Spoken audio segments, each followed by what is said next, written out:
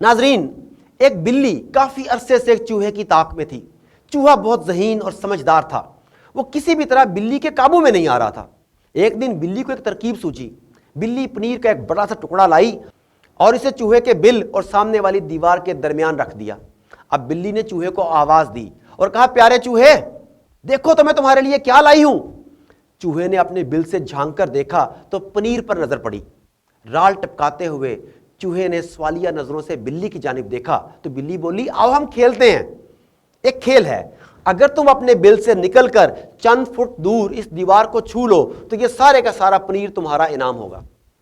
چوہے نے کچھ دیر کے لیے سوچا، اپنی ٹپکتی ہوئی رال صاف کی اور بولا، بھی بلی، یقیناً اس میں تمہاری کوئی چال ہے، کیونکہ فاصلہ تھوڑا ہے اور انعام زیادہ، اور میں یہ بات بخوبی جانتا ہوں کہ لالچ بری بلا ہے۔ ناظرین، یاد رکھیے، شارٹ کٹ اور آسان راستوں کی تلاش میں رہنے والے ہمیشہ گھاٹا کھاتے ہیں۔